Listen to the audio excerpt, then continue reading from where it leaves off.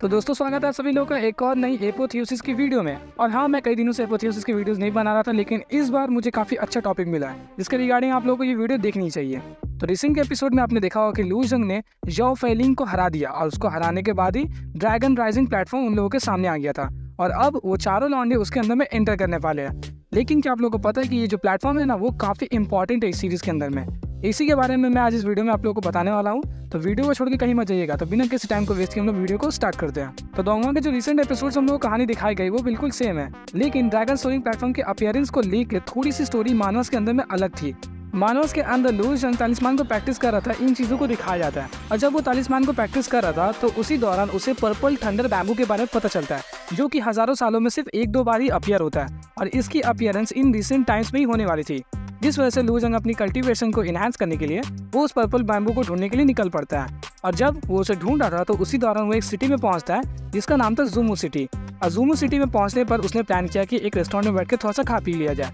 और वो जैसे ही वहाँ पे बैठ के खाना पीना स्टार्ट करता है तो अचानक से सभी लोग उसे देख के चौंक जाते हैं, क्योंकि लू जंग के खाने में न जहर मिलाया हुआ था ताकि वो बेहोश हो जाए। लेकिन लू जंग बेहोश नहीं होता, उल्टा लू जंग को पता चल जाता है कि उसके खाने में जहर था और उसके बाद वो उन सभी लोगों को धर के पीटना स्टार्ट कर देता है।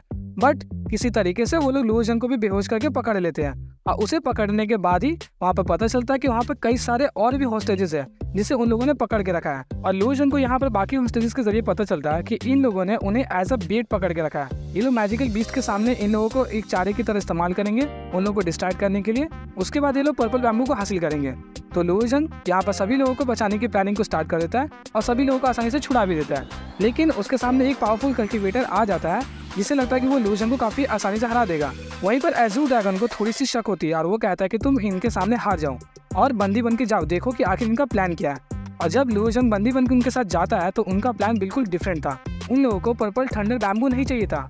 असल में वो लोग गए थे वहाँ पर ड्रैगन सोरिंग प्लेटफॉर्म के पास और वो लोग इन सभी हॉस्टेजेस को वहाँ के पहरेदार, जो कि असल में एक ईगल ड्रैगन था, उसके सामने इस्तेमाल करेंगे एज अ बेट। और वहाँ पर जाके सेम वैसे ही कर रहे थे, सबको एक एक करके फेंक रहे थे।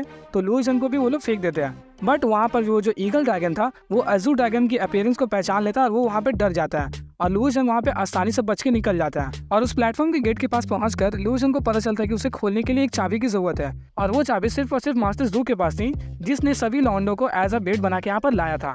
लेकिन एज़ूर ड्रैगन एक छोटे से फॉर्म में आकर उस दरवाजे को आसानी से खोल देते हैं और लू जंग उसके अंदर काफी इजीली एंटर कर जाता है। और इसे देख के वो मास्टर ज़ू जो थे वो बिल्कुल चौंक जाता है कि बिना चाबी के ये लौंडा अंदर कैसे एंटर कर गया। और लू जंग जैसे एंटर करता है उसके सामने कई सारे ट्रायल्स आते हैं, जिनमें से वो सबसे पहले ट्रायल जिसके अंदर में एक मॉन्स्टर थे उसे काफ़ी आसानी से पार कर लेता है। उसे पार करने के बाद ही वो जो मास्टर ज़ू थे वो भी उसके पीछे से एंटर कर गए, क्योंकि वो जो गार्डियन ईगल था वो वहाँ से हट चुका था। और जैसे ही मास्टर ज़ू एंटर करते हैं उसके बाद ही बाहर में उस कॉन्टिनेंट के मेजर 3 पावरफुल सेट्स आ चुके थे, जिनमें से पहली थी हमारी निंग्यूडी, दूसरी थी हमारी वो ब्लड लेडी और तीसरे थे हमारे वो क्रोमैन। और ये तीनों वहाँ के मेजर पावरफुल एल्डर्स थे और ये तीनों कुछ खास झंडे वहाँ पे गाड़ते नहीं है, बाहर में बैठ के बस बचा बचारी कर रहे थे। उसी दौरान लू जंग हमारा यहाँ पर सभी ट्रायल्स को पास करके अपर वर्ल्ड यानी कि ड्रैगन सिटी में अब ट्रांसफर हो चुका था और वहाँ जाकर उसने एक छोटे से सेट को ज्वाइन किया जहाँ पर उसे ट्रू ब्लड लाइन मिल जाती है। और ट्रू ब्लड लाइन मिलने के बाद वो वहाँ पे कल्टिवेशन अब स्टार्ट कर चुका था। तो आज की इस वीडियो में बस इतना ही रहने देते हैं। तो आने वाले एपोथेओसिस के 2 एपिसोड्स इसी बेसिस पे निकल जाएंगे। तो मिलते हैं आपसे नेक्स्ट वीडियो में, तब तक के लिए गुड बाय।